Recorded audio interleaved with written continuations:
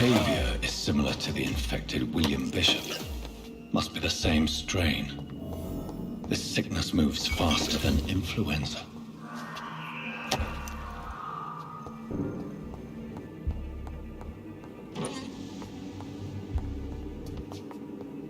This key will surely grant me access to the basement.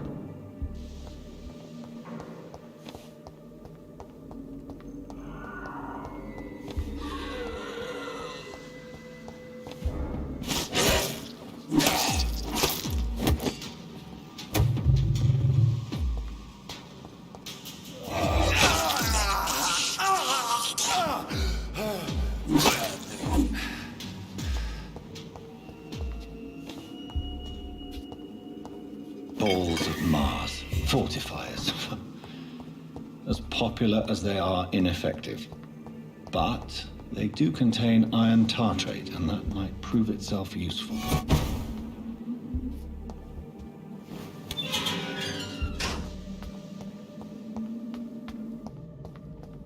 These scowls feed from corpses and the husk of birds.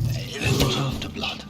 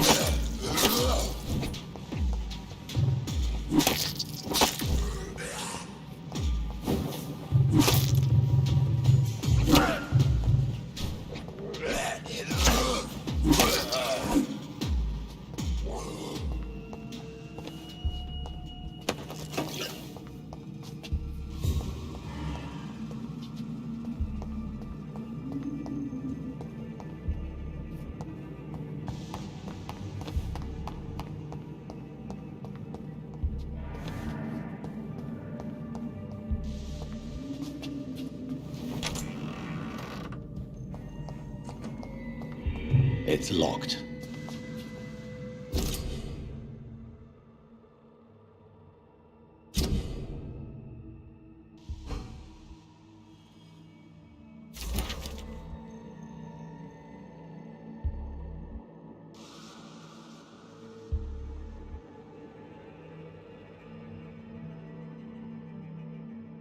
Mr. Connor's injuries don't match the report. I'd better look into this.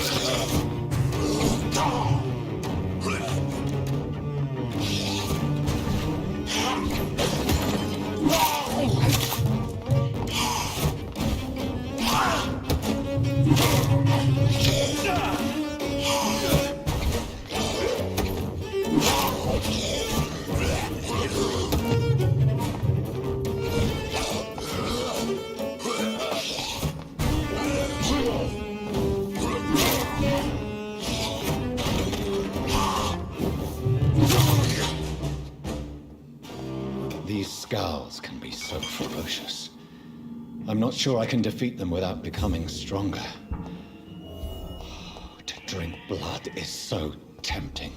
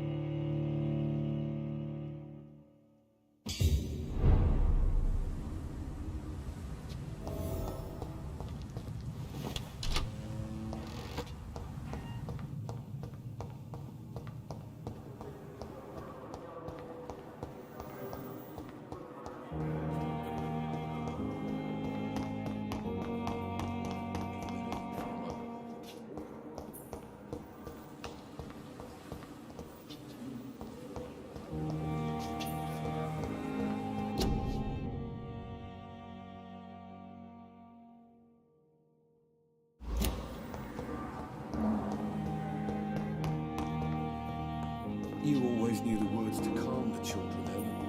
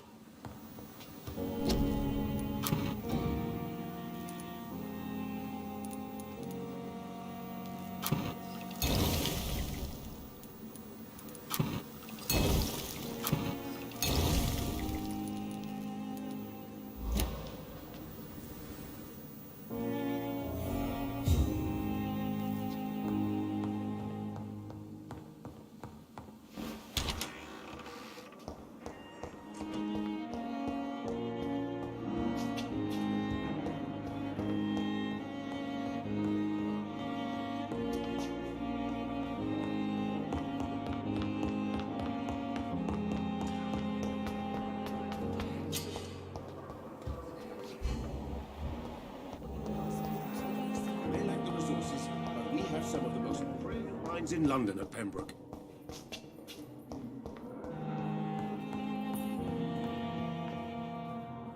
Finally, you've returned, Doctor. Did you find anything of value? Yes, nurse. You've worked your first miracle, Doctor. Now, this patient here needs immediate treatment. Duty calls. When the storm has passed, I'll show you how to mix the remedy yourself with the same basic ingredients. Many thanks, Doctor. When you've finished, you ought to report to Dr. Swansea in his office. He's been looking for you. Seemed pressing.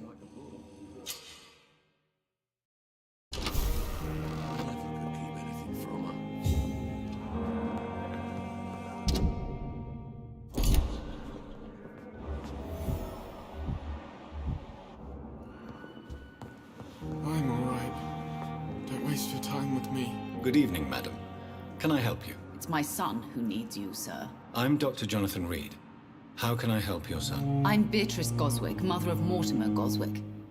Could you check on him, please, Dr. Reed? I've heard much of your talents as a physician.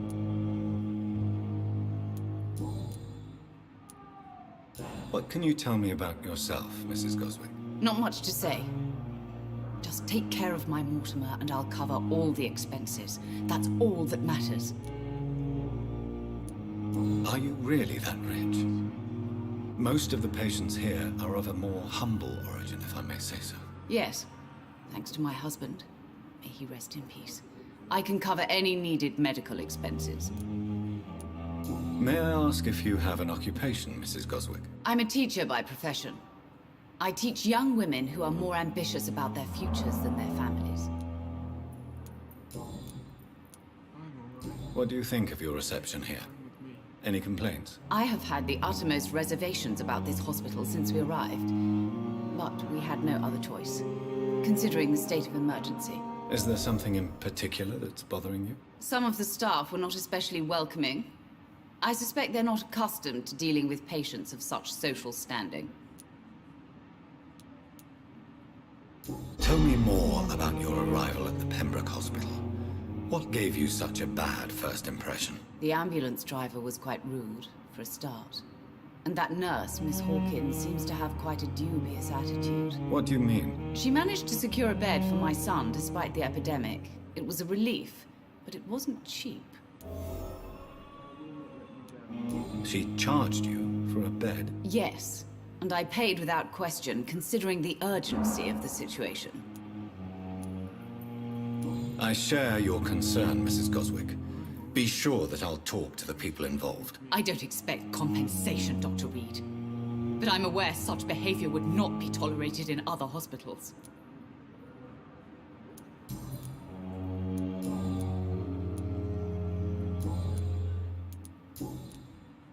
Goodbye, Mrs. Goswick. Good evening, sir. Doctor. Good evening. I'm Dr. Reed. Can I help at all? No, Really? Why are you here, then? I don't want to talk. My throat hurts too much. I suppose that this pain is the reason you're here. Is someone taking care of you? Yes. And no. Could you at least tell me your name, sir? Mortimer. Mortimer Goswick.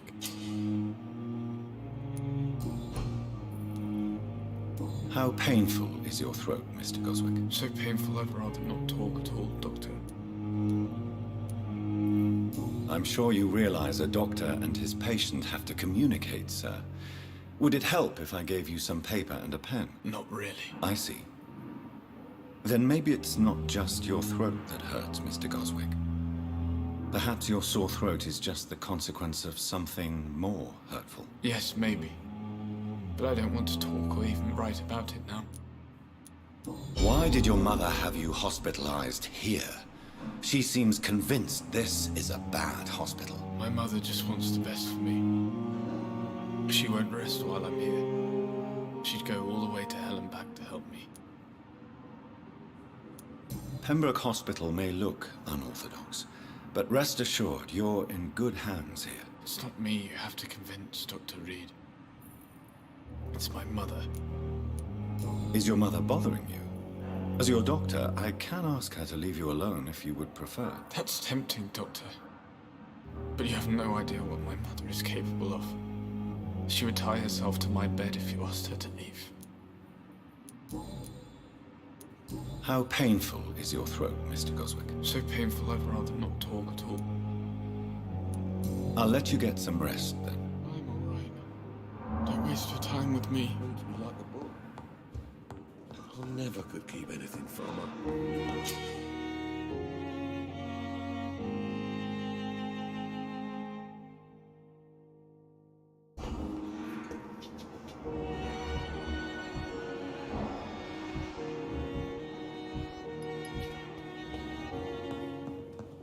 Good evening, sir. Good evening, sir. I'm Dr. Reed. May I help you? I don't know if a third opinion is needed. Your colleagues are already arguing about my condition. I see. Would you mind telling me more about your situation? I'm Harvey Fiddick. All I want is to get me bloody arm fixed properly. Tell me about yourself, Mr. Fiddick. I'm just a regular guy waiting to get his arm fixed, so I can return to work and to my family. I was more curious about what you were doing before being hospitalized. I'm a carpenter, and a good one too. But that means I need both arms to feed my family, Dr. Reed.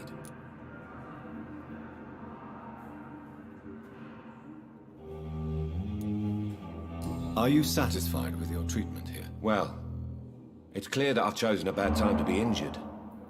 Forgive my bluntness, but you seem overwhelmed by cases of the flu. I won't lie to you about it.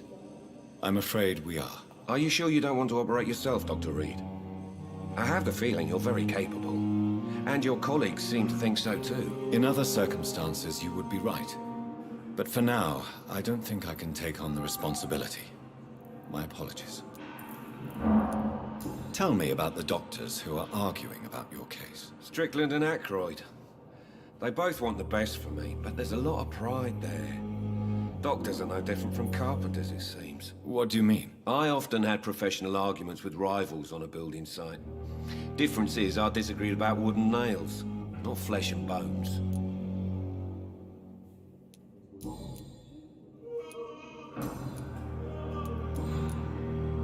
Goodbye for now, Mr. Fiddick. I'll see you later.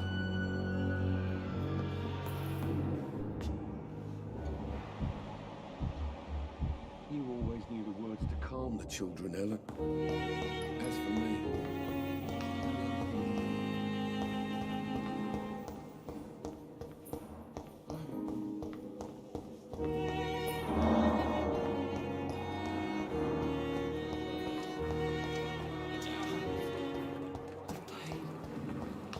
It's here again.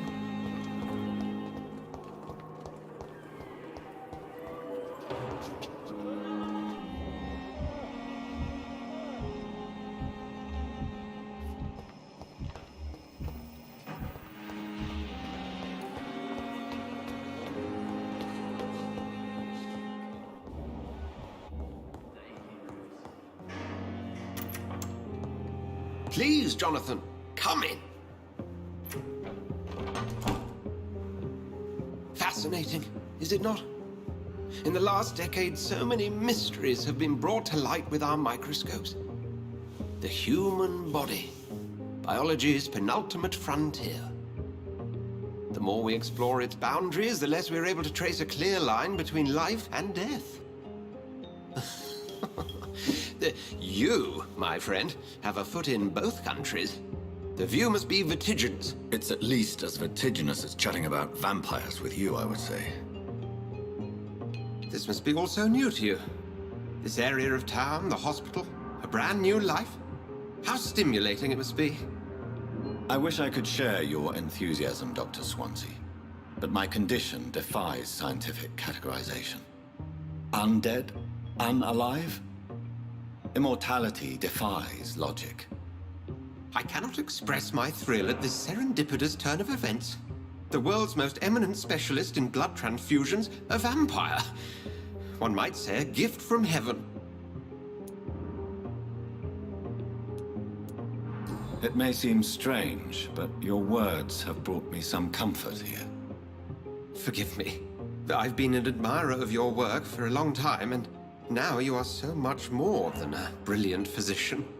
And please, call me Edgar.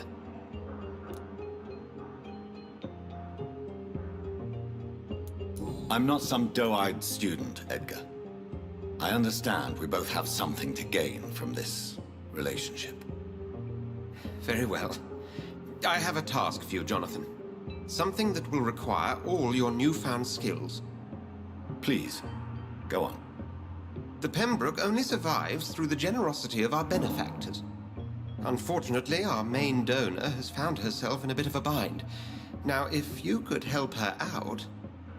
A spokesman or politician is what you need. That's not my calling. And until I come to understand what has happened to me, I require discretion. Discretion is in order, Jonathan. Lady Ashbury has recently received rather indelicate correspondence that, if revealed, would jeopardize her position. And you would like me to eradicate this threat? By the stole, of course not. I would just like you to pay her a visit.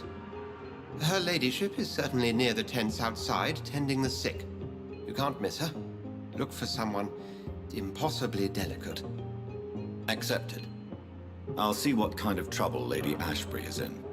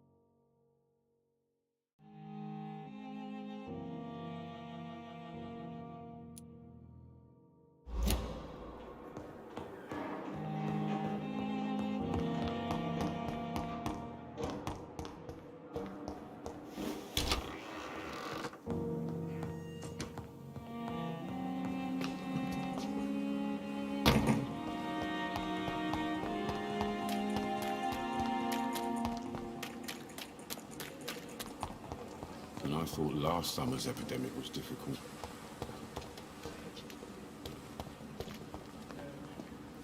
Good evening, Milton. Good evening, Doctor. Still trying to save lives?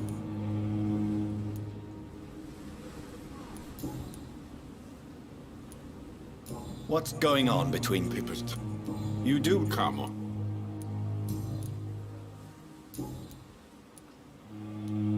Goodbye, Milton.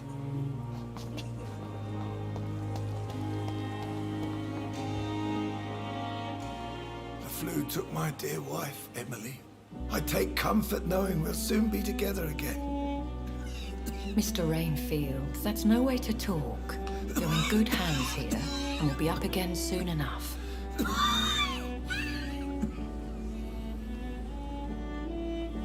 Now do me a kindness and get some sleep. I'll be back round later. Your words are kind, the blessings of an angel. You're the sweet, sweet Lady of Mercy.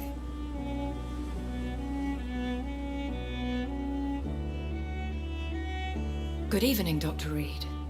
It's a pleasure to see you again. You seem surprised.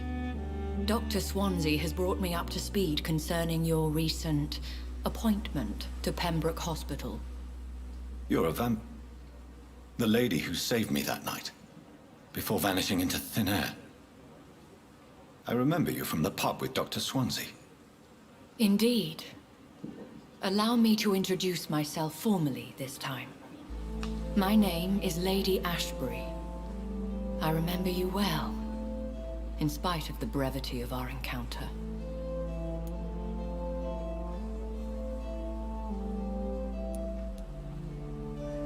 Apologies. You've taken me by surprise. I'm very happy to see you.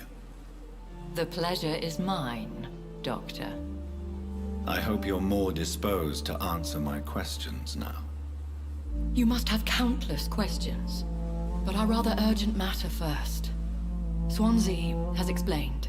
My cover, if you prefer, has been compromised.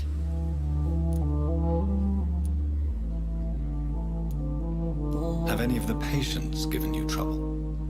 These poor souls have so little left to live for. I do my best to ease their pain. I gather you have found an arrangement satisfying both ethical and corporal concerns. I was brought up not to snigger at my own jokes, Dr. Reed. Pardon my boldness, Your Ladyship, but I have questions concerning this condition we share. As a newborn, your hunger for answers is rivaled only by your thirst for blood. But the questions need wait. I'm a scientist. My trade is in the deciphering of mysteries, and I need information to feed my mind. I will gladly answer every question you have, but first, prove yourself capable of resolving my predicament without eating the culprit. Dr. Swansea has commissioned me to be your agent in this matter. You could start by explaining what's amiss. These past insufferable weeks, I've been the victim of extortion. I've made a first payment, but the blackmailer grows greedy. I must refuse his most recent demands. What are your expectations? Please be precise. As the newly appointed surgeon of this hospital, you are in an excellent position to ask innocent questions and deftly learn the identity of my blackmailer. Who would be so foolish as to threaten you? A kindred spirit. Even if it were the case, and I highly doubt it, a vampire would have asked for something more valuable than money. My suspicions lean toward a patient or their family. If we're dealing with an ordinary criminal, surely you've the means to deal with it yourself, if I may. As immortal tradition doth dictate, all fangs and hypnotic eyes ablaze, the blood would run like a river. That's what I hope to avoid. Violence has a tendency to spiral out of control. Please continue. Every detail is essential. I'm your man. My embarrassment in this matter is eclipsed only by my shame at having put the hospital at risk. The threat from our anonymous scoundrel is clear. A list of dates. My visits coinciding with the dates of suspicious patient deaths due to massive blood loss. Is it true? Now aren't you the blunt one?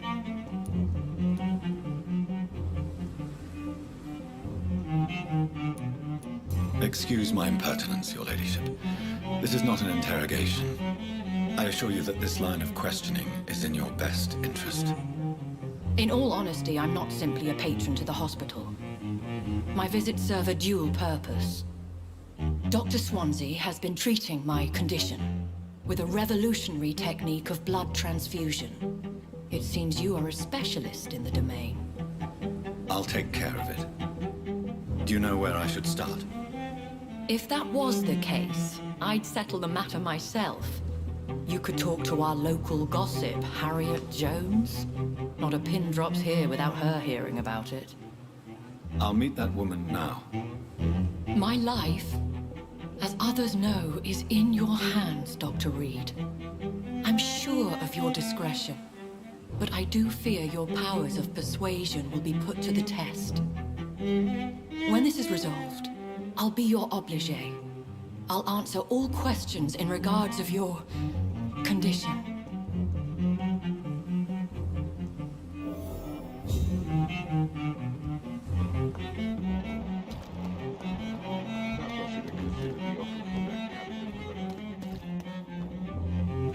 Good evening, sir. So it is true. The famous Dr. Reed has joined us. I can't think of any better news during these terrible times. Do we know each other? Actually, yes. We met once before, at the Rockefeller University in New York. Dr. Tippett, yes, I remember. I was assisting Professor Carell in his research about coronary bypasses. He had nothing but praise for you. He was also very confident about your future. And look at you now. Eminent surgeon and blood transfusion specialist. Have you heard of any underhand dealings going on in this hospital? I have no time for such triviality, my dear colleague. We're here to save lives. What is the Pembroke Hospital situation? And please, speak freely. This hospital is not exactly the best of London. I'm sure you are used to working in a better environment. It's more than enough. In any case, the personnel of a hospital are much more important to me than the building. Don't be misled by appearances, Dr. Reed. This hospital does not lack talented people. It just lacks hope. What can you tell me about the staff in the hospital? Some are really good, and others are not so good. But during this troubled period, there is no time for slander.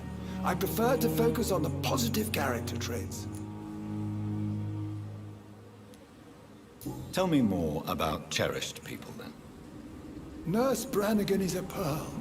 She is the most helpful and dedicated nurse I've ever worked with. A clever and cheerful woman. You really seem to admire her skills. I'll go even further. If she was a man, she would be a damn fine practitioner. Any opinion about the management? I don't always agree with Dr. Swansea's reserve, but I must admit he does all he can to keep this facility running during this crisis. Ah, yes, the burden of command. I was fed up with this concept while serving as a medical officer. Don't get me wrong. Swansea's a good administrator. I just wish he would get out of his office now and again. You're exhausting yourself, Corcoran. Maybe you should think about preserving your strength. No. We must keep on healing all those poor souls. We are the last rampart before chaos. Once more, unto the breach. You've nothing to prove, Dr. Tippett, to anybody. And we all praise your experience. Please, have some rest. I am perfectly fine, and I am not too old for this job. You're exhausting yourself, No. You've nothing to prove, Dr. Tippett. I am perfectly...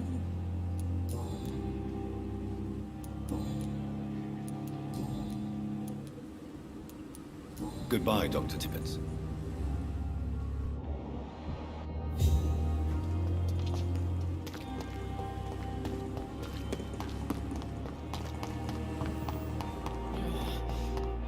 Damn. There again. Good evening, sir. Can I help you? Unless you're here to fix my face. No. I don't think you can help me. I'm Dr. Reed. I've recently taken the position of head surgeon here. War injuries, am I right? You guessed right, Doctor.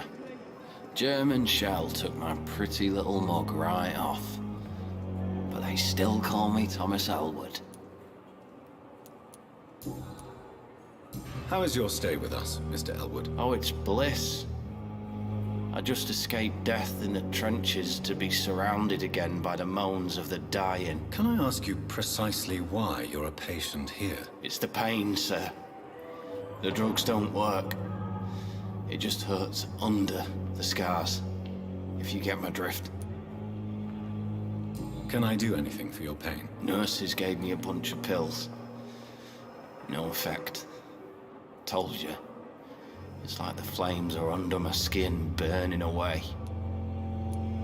Who is treating you? Is someone in particular looking after your case? Nobody since the old and tired doctor spoke to me.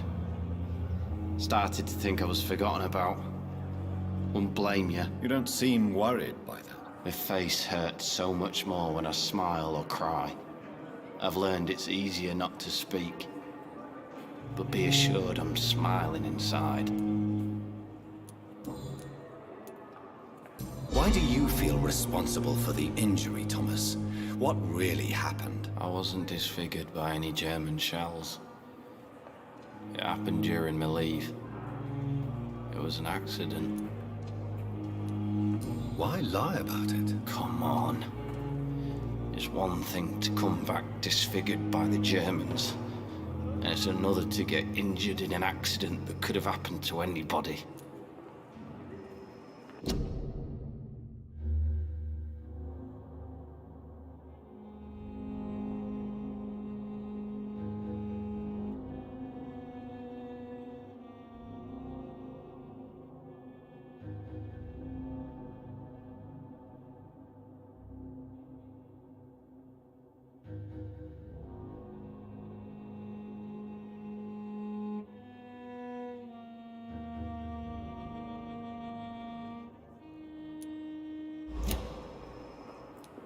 Reconstructive surgery has been very successful for some soldiers. I don't want to wear a bloody mask for the rest of my life.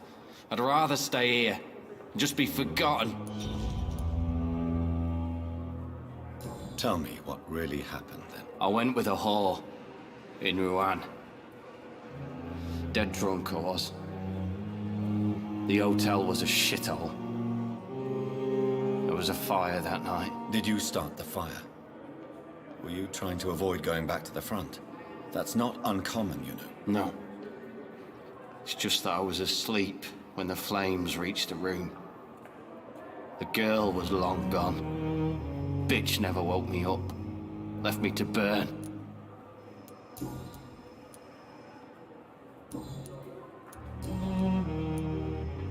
How close are you to Miss Hallcroft? Are you aware that she thinks she is a vampire? To wait for her next nibble is the best reason to stay here. Every time she approaches my bed, she treats me like something tasty. A normal person. Aren't you afraid? She may hurt you if the game goes too far. She's quite harmless, I can assure you. Her head's broken inside is all. While I'm busted on the outside. But she's still beautiful. Living proof that there's hope for me. So do you let her bite you? You know that's not sanitary. And why not? She's only supping a few drops of my blood. And the pain, it's real for once. She could decide to bite less willing patients. And it's another good reason for me to stay here, Doctor. You do realize she's mentally disturbed. It's called the Cotard syndrome. She truly believes she's a vampire. In her madness, she never refers to my scars. And frankly, if I could, I'd join her world. It seems much more fun than the real one. Where were you stationed, sir? Did you serve for long? I really don't want to talk about all this shit. No offense. I was pushing too much. I served in France myself. I just wanted to know what happened to you. You were an officer, weren't you? Then I doubt we fought the same war, sir. No offense. Have you heard rumors of underhand dealings in the hospital? If you want to know what's going on here, you better talk to Miss Jones. She knows everything. Especially what she shouldn't.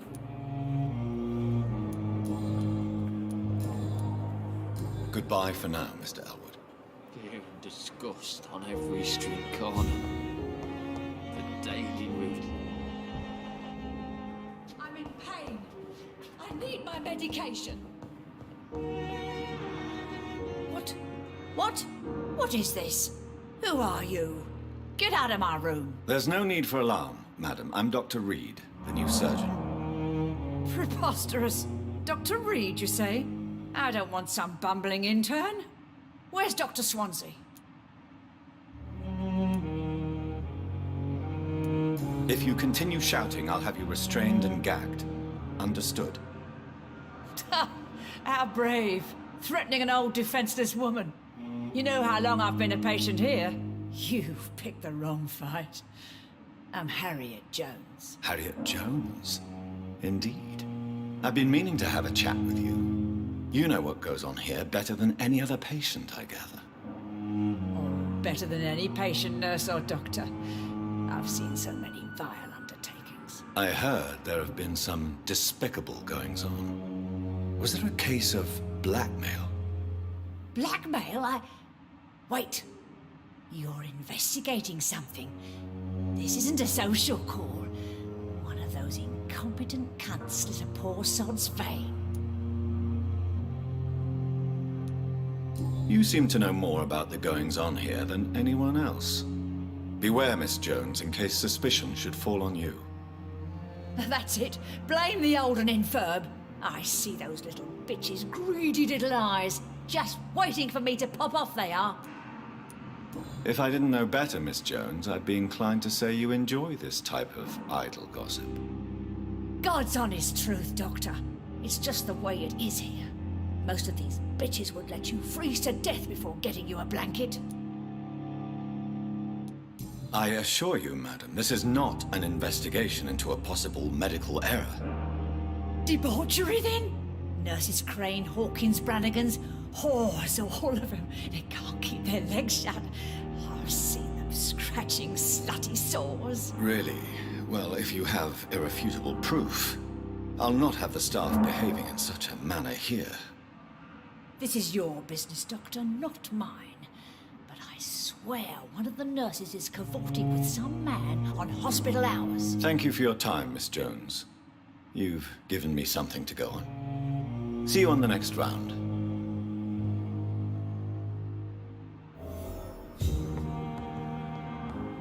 The patients and staff might know something. I'll start my investigation with them.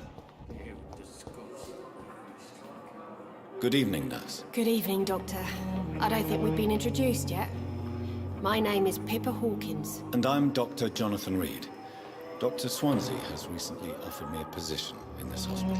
Well, it's a euphemism that your help will be appreciated, Doctor.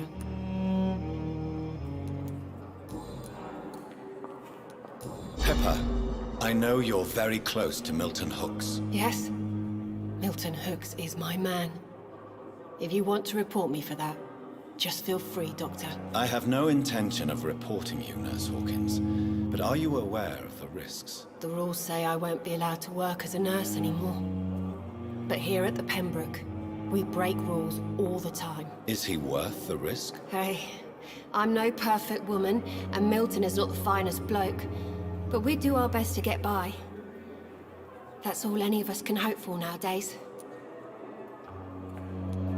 How is the Pembroke staff coping with the epidemic? Well, not well. Milton, the ambulance driver, is even more grumpy than usual. Especially concerning doctors. Why does Milton dislike doctors? I don't know. Just ask him. But be warned, Milton is not the chatty type.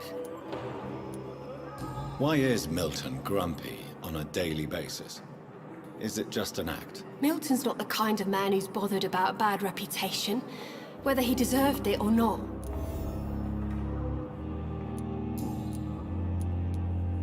How would you describe the situation at the Pembroke Hospital? It's serious.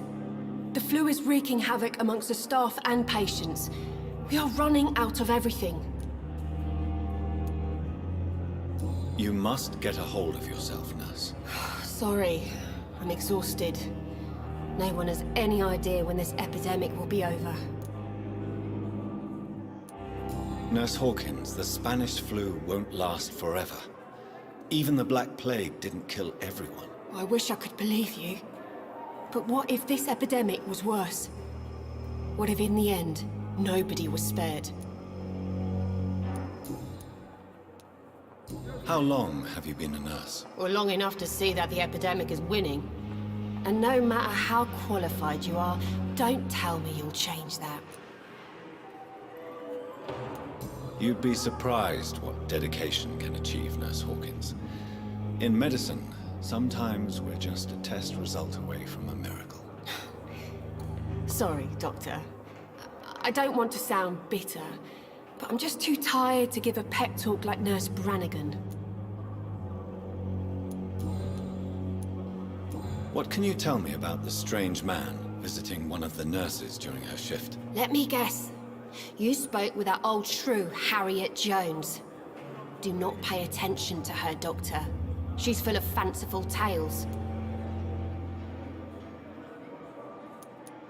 She could have been telling the truth about the mysterious man. That old witch will end up in hell soon enough.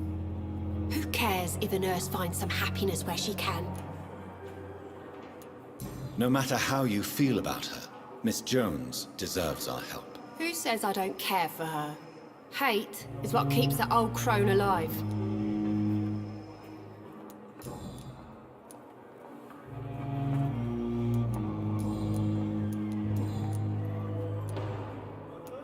Goodbye, Nurse Hawkins.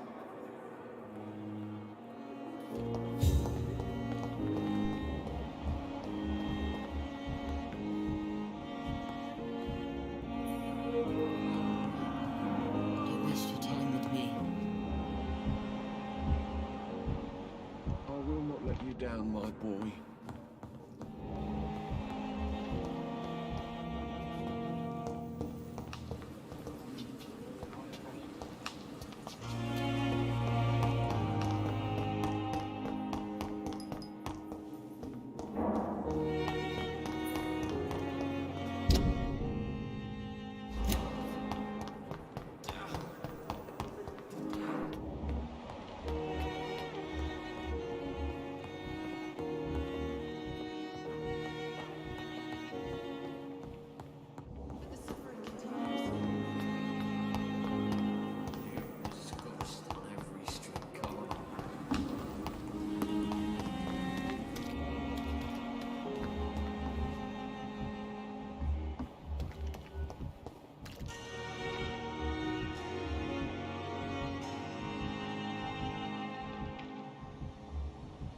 Another night with the glorious battalion of Pembroke.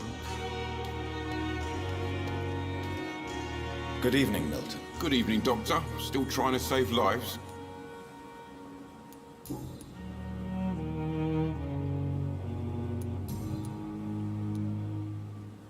Have you heard of any underhand dealings going on in this hospital? There are a lot of secrets round here.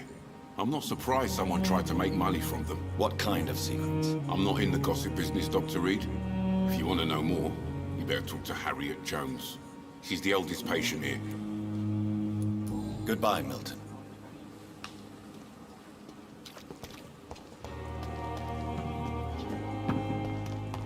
It's safer here than anywhere else in the East End. Another night. Surely I can...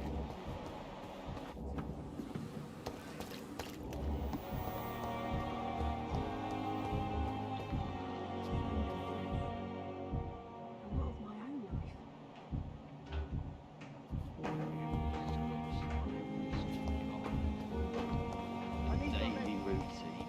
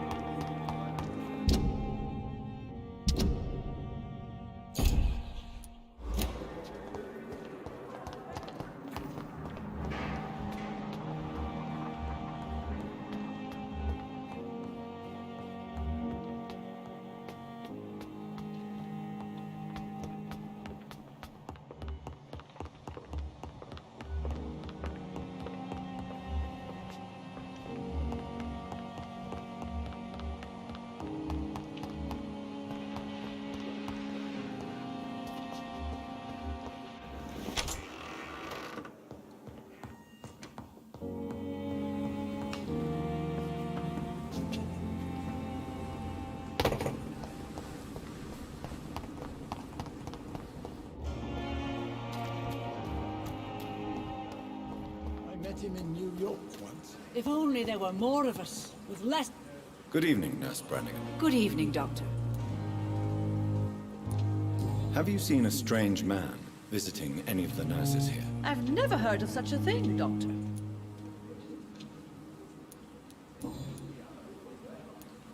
Why does Dr. Tippett's claim you're the main reason he keeps working, despite his fatigue? If it wasn't for him, I probably would have left the Pembroke years ago.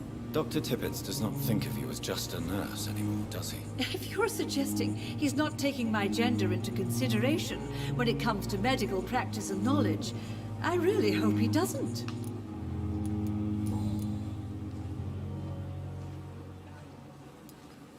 Do you know if any of the hospital staff have criminal backgrounds? The people who work here all come from very different backgrounds, Doctor. Just like the patients.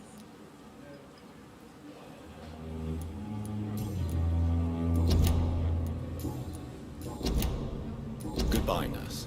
Call me if you need assistance.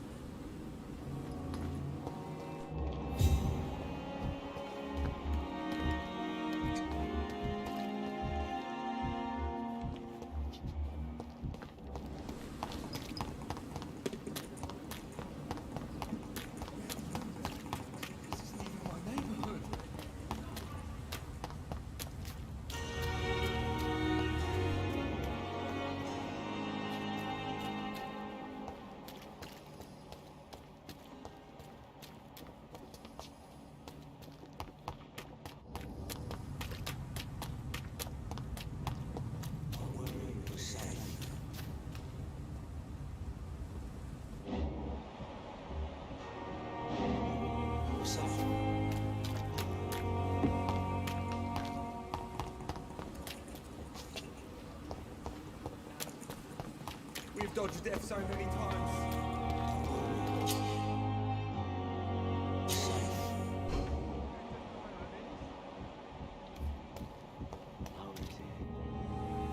You're sure you don't come back with me?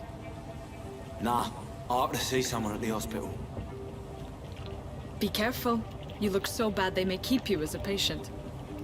Fuck 'em. I don't like hospitals. Or doctors. Well then, when you go back to Whitechapel, you may find this useful. What is it? A pass for a free medical exam by the best nurse available. Just read it. I don't read well, but thank you, I guess.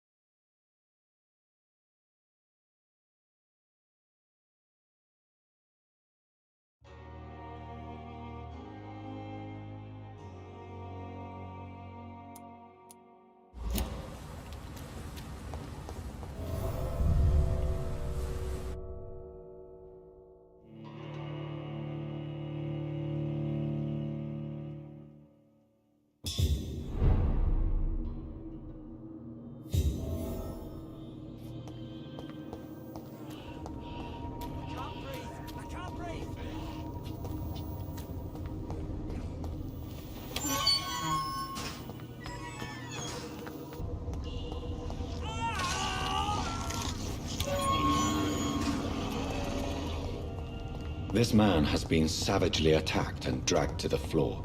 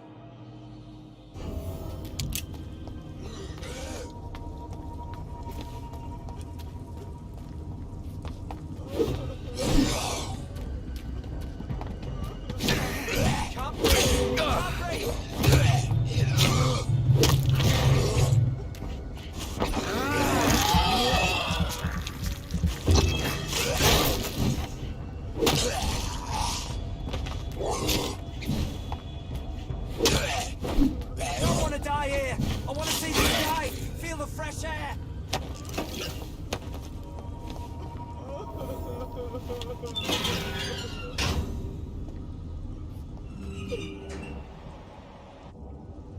Are you injured, sir? Help me get out of here! I need to get out! I'm Dr. Reed, and I'd be glad to help you, but you must calm down first. Please, take a deep breath and tell me your name. Okay, I'm Oswald Thatcher. Please, I need to get out.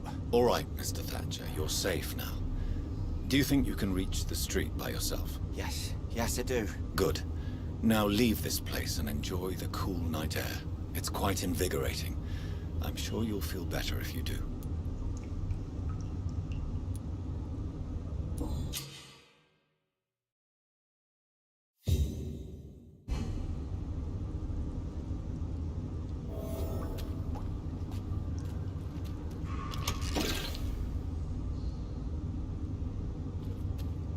Are you sure you're all... Yes.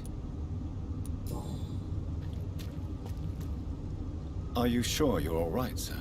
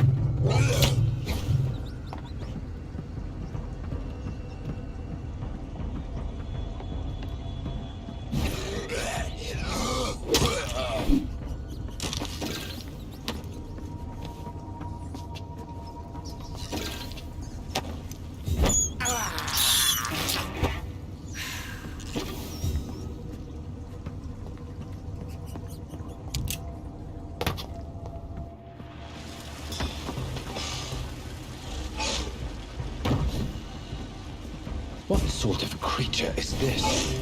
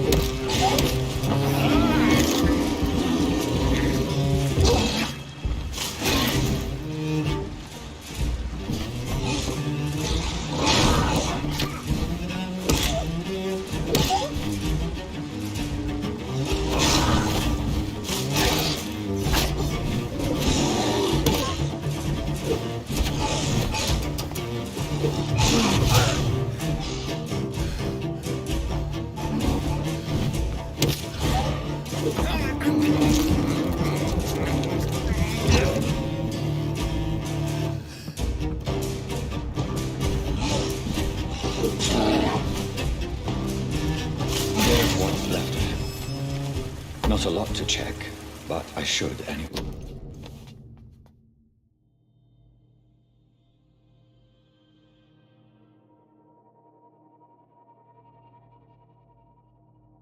Some voucher for a free checkup in Whitechapel.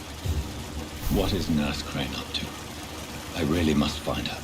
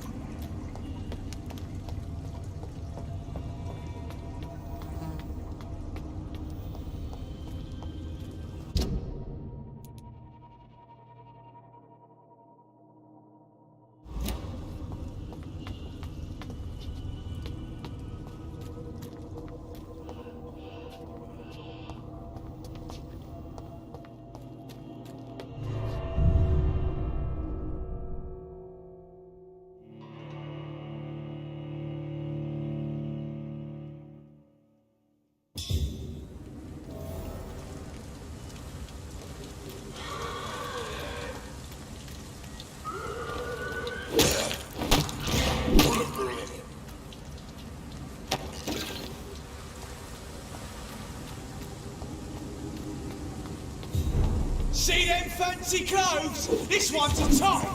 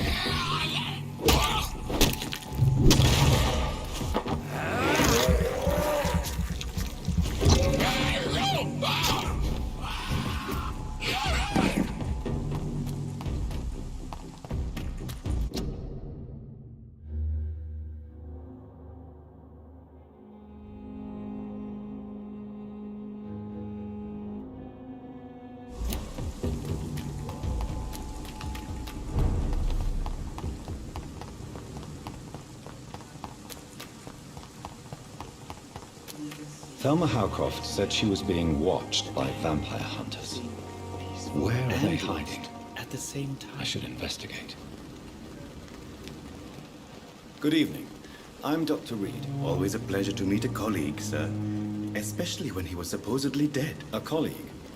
Are you a doctor too? Not anymore, sir. I used to be Dr. Rakesh Chadana. Now, I'm just Mr. Chadana, pawnbroker and humble guardian of this morgue. What do you mean, you used to be a doctor? Was your license revoked? No, sir. It is just that I like to be precise. I run a little pawn shop while taking care of the dead. But I used to be a real doctor.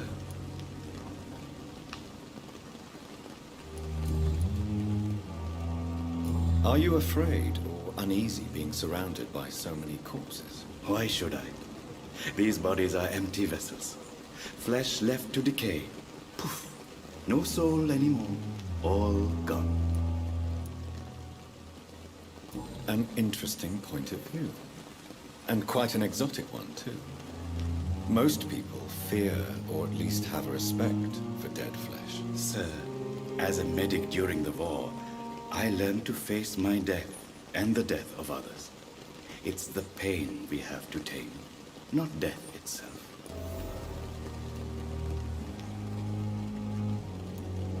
How did you get this job? After I left the army, I worked as an undertaker down by the docks. A dangerous place with many an unpleasant business there. Milton Hooks helped me get a job here. Do you work here alone? Yes, very easy work, sir. All I have to do is watch a few bodies. The situation was very different when the main morgue was still open. Why do you have to watch these bodies? Because these poor fellows have no names. We keep them in case someone comes looking for the missing. Sadly, very rarely happens. Why close the hospital's main morgue? It was for sanitary reasons after the beginning of the epidemic. Cadavers had to be moved to the nearest mass grave. Have we met before? I don't think so, sir. Why? When we first talked, you said you were glad to meet me since I was reported dead. Funny story, sir. Your sister came here a few nights ago. You were missing, and she was looking for your body. She must be very relieved now.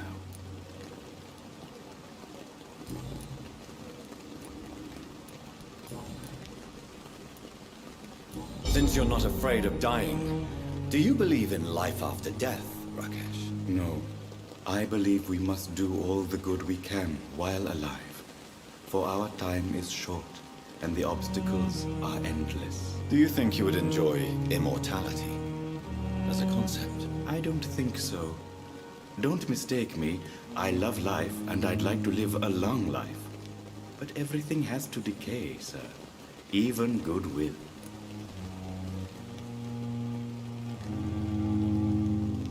So you're ready to die?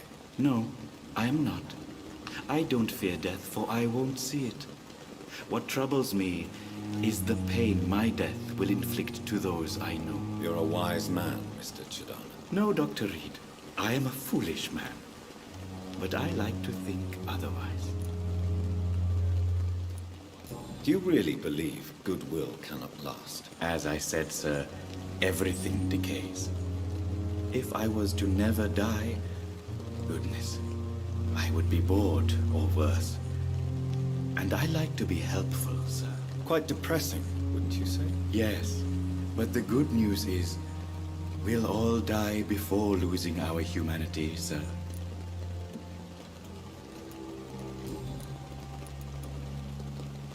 A pawnbroker? I expect you get all types of people here. Yes, sir. All kind of people. For I sell all kind of goods.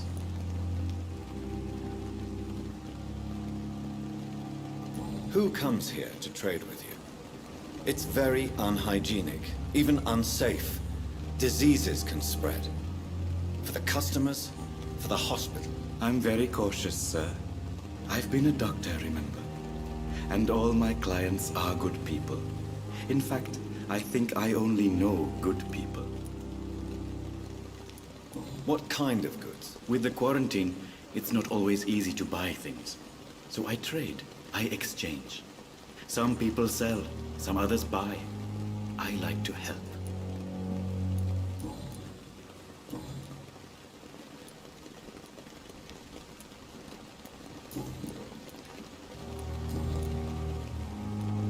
Please show me what you have to sell. Of course.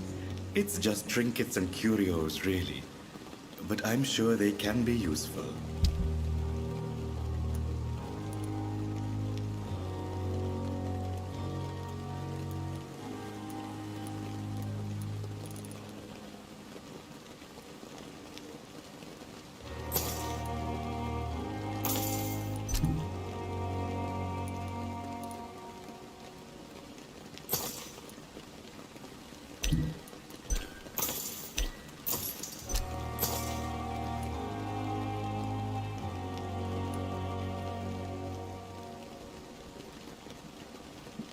Tomorrow, more bodies will arrive and then...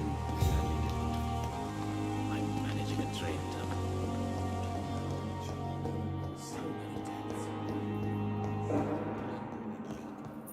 How can we be sure we're making a difference? This hospital seems to be fine. But in circumstances, I'm willing to give you the benefit of the doubt. Good evening, Doctor. I believe we're going to be working together. Dr. Reed. Dr. Swansea informed us of your arrival, but I could not dare to believe we'd have such good fortune. Such an honor, sir. Thank you. And you are? I am Thoreau Strickland, Dr. Thoreau Strickland. I'm a great admirer of your work, Dr. Reed.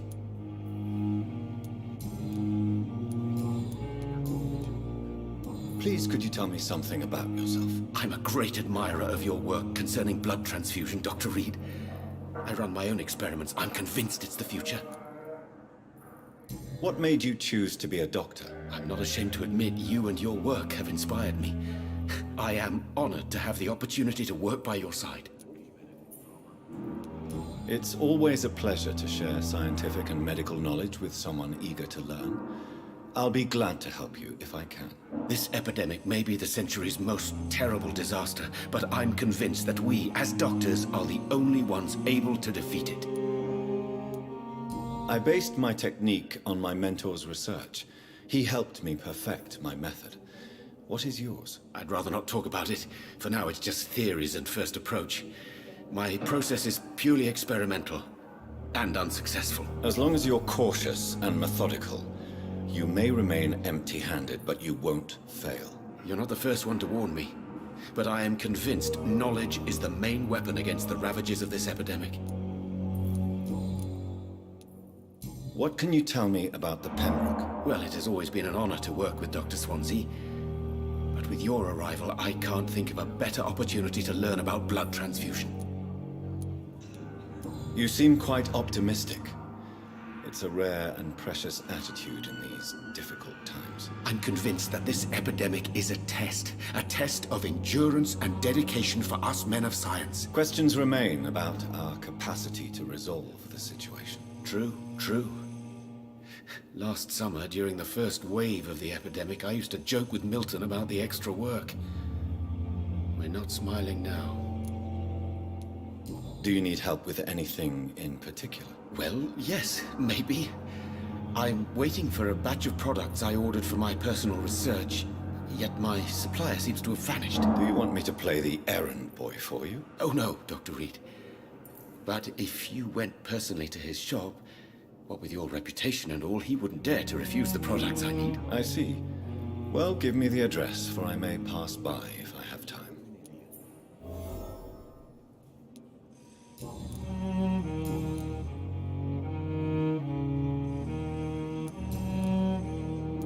Tell me more about your willingness to experiment with new medical techniques. Harvey Fiddick is a patient suffering from a severe injury that could cripple him if not treated correctly. I'm convinced your blood transfusion technique could help him. What is it you really want? To save him, or to prove your point? Fair question. I want nothing but to save my patient, Dr. Reed. Especially since I know Mr. Fiddick's story.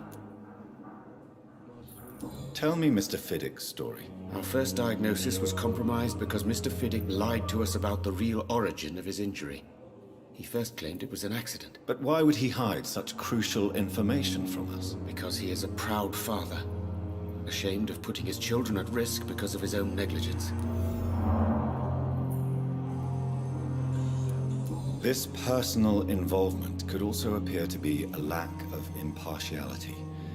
You must know that a good surgeon must remain neutral. I agree. But that does not excuse Dr. Ackroyd's behavior, a man who did not even take time to converse with his patient. Do you think keeping his distance was a mistake? All I know is that I'm taking care of human beings with desires, hopes, and fears. Not some biological machine comprised of blood, bones, and flesh.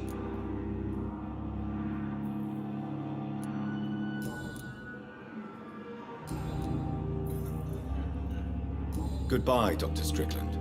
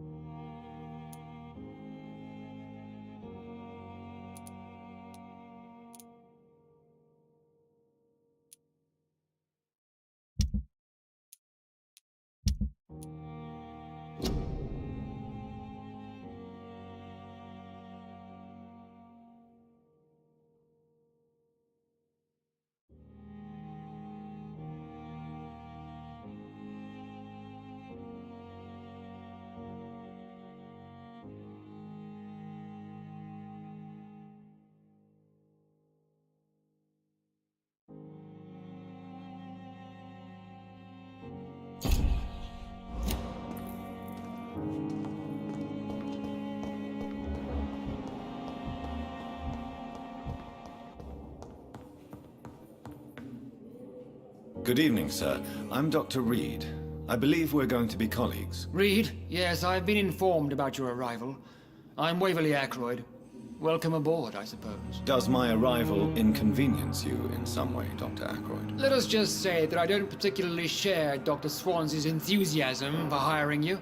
What we need here are reliable professionals, not overrated dabblers.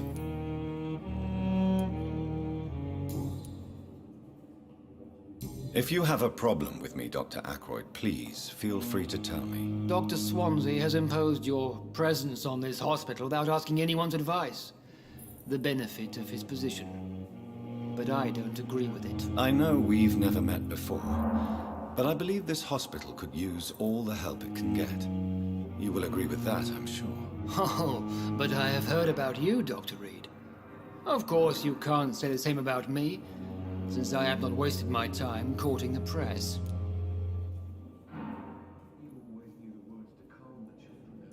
You are going to change your tone with me, my dear colleague, and very quickly. I don't think so. Perhaps you think yourself protected by Dr. Swansea, but I am still a free man, and I will speak to you the way I want. Tell me, Waverly, what do you think of Dr. Strickland's enthusiasm for his experimental research? Strickland is playing with his patients' lives for pride and glory. Now that, sir, is unethical. Are you thinking about something in particular? Harvey Fiddick needs delicate surgery. I believe we should stick to the usual procedure, but my young colleague obviously disagrees.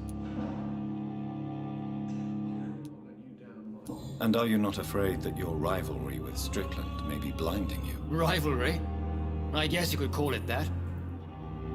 But I will never be childish enough to let my personal feelings affect my judgment. Why do you wish to lead this surgery? I strongly believe that Mr. Fiddick should not be butchered to test an unproven procedure.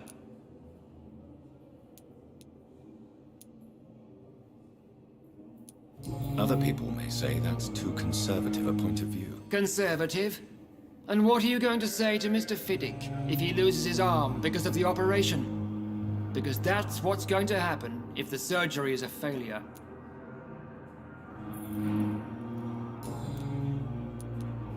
Since your tenure in this hospital is longer than mine, perhaps you can tell me more about this place. Let's just say I'm tired of the carelessness around me. I have always respected the skills of Dr. Swansea, but over time his enthusiasm has become displaced. Carelessness? Exactly what are you talking about? We're here to save lives. The people who trust us are not volunteering for experimentation. They're here to be healed. I don't intend to run any radical experiments, Doctor.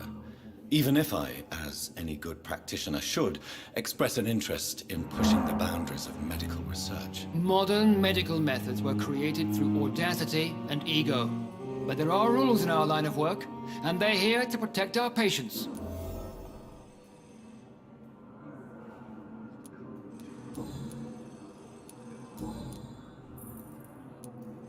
I don't know what you've heard about me, but I have already proved my value as a practitioner. I don't question your skills, Dr. Reed, but your motive. Is it money, fame, or are you truly dedicated? And what exactly is that supposed to mean? I served in the war just like you. But unlike you, I did not use the wounded to play the modern sorcerer. Be careful what you insinuate, Dr. Ackroyd. I only want you to admit you used those men to improve your theories. This is ridiculous. My blood transfusion technique saved many lives, and you know it. You see? That is exactly what I hate about people like you. You avoid this kind of accusation instead of facing reality. It seems you have bad memories of your military service. I refuse to see this industrial slaughter as scientific progress. War only reveals the worst in men. We can at least agree on something, Dr. Ackroyd.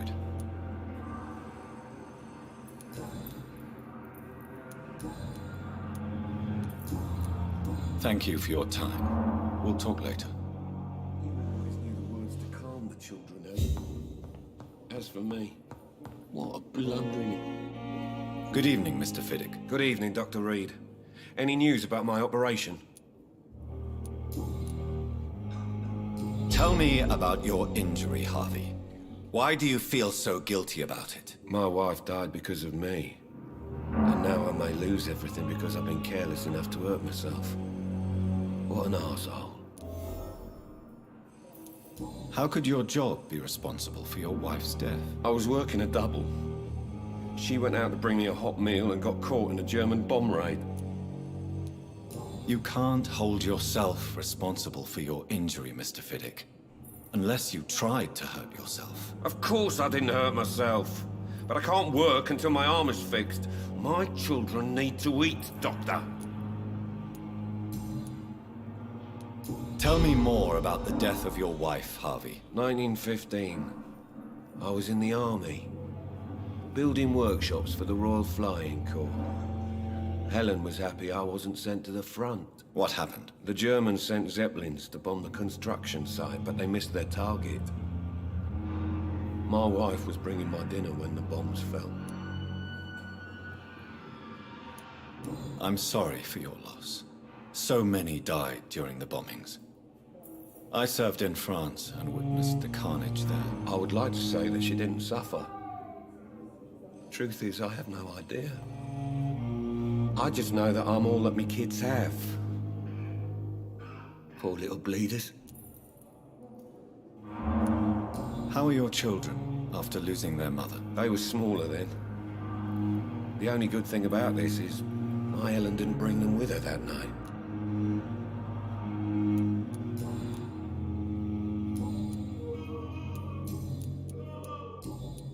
Goodbye for now, Mr. Fiddick.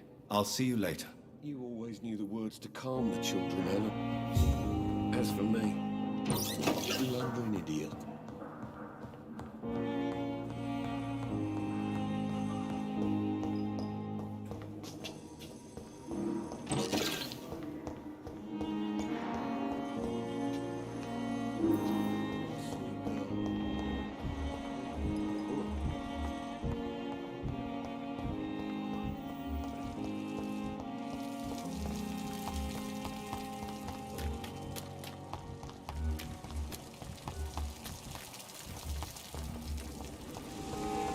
Perhaps I should have considered the offer from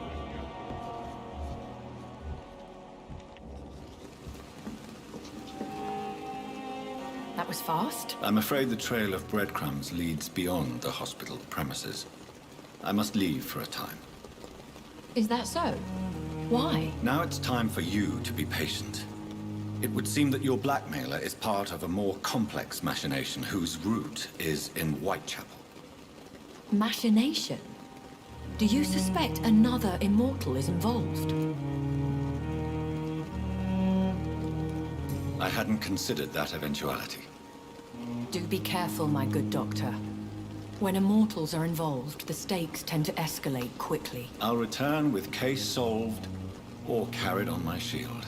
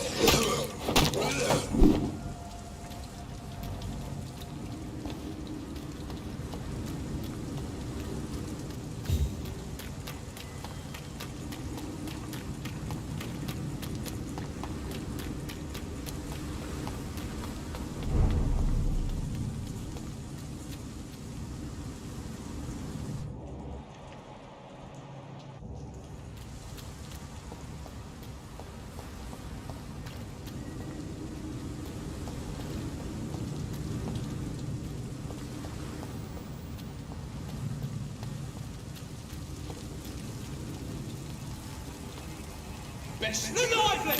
It's on to us!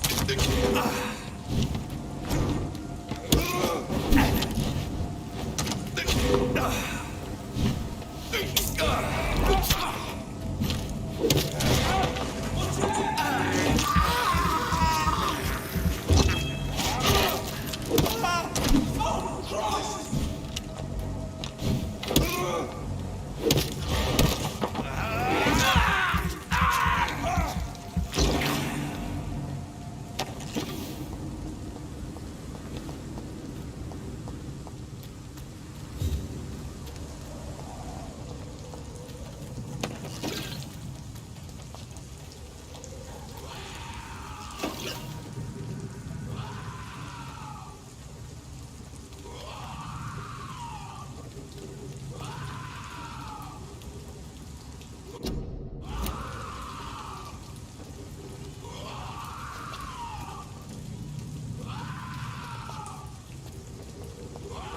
Get them weapons ready!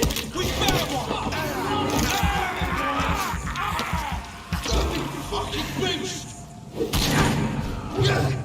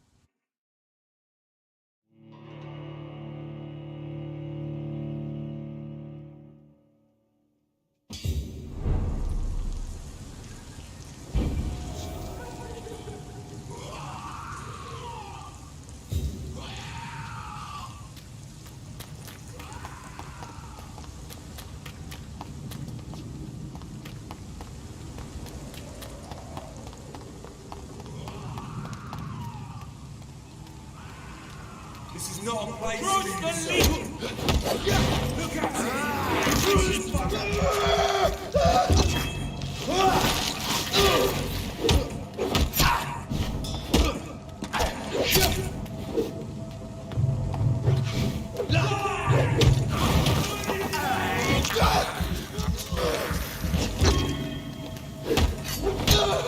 He's dead!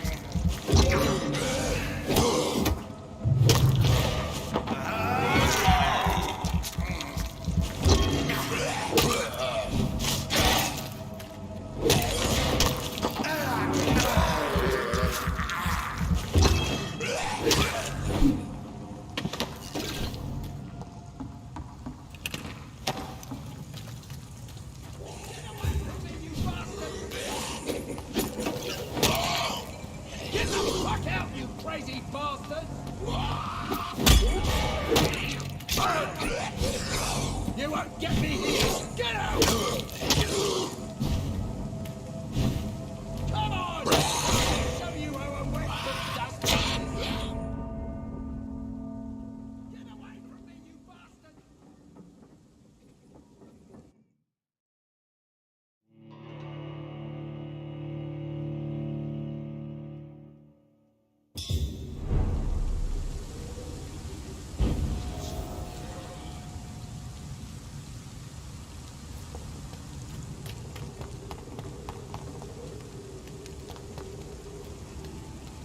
This was mine! He's spotted!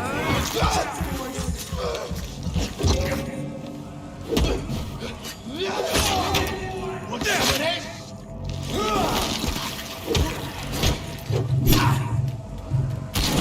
Don't like that, do ya?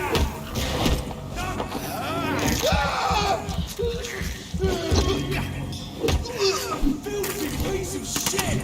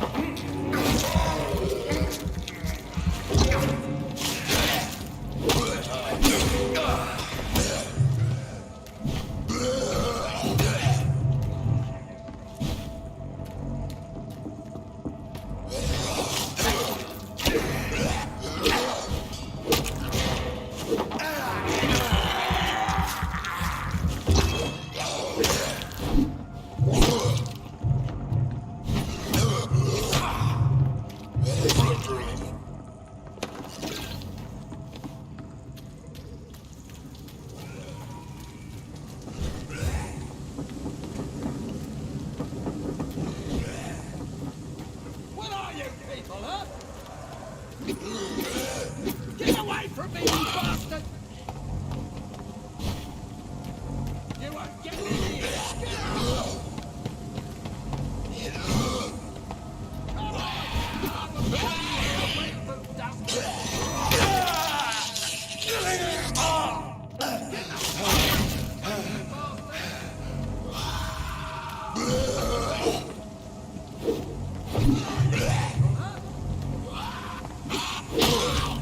Come on, and I will show you how it works.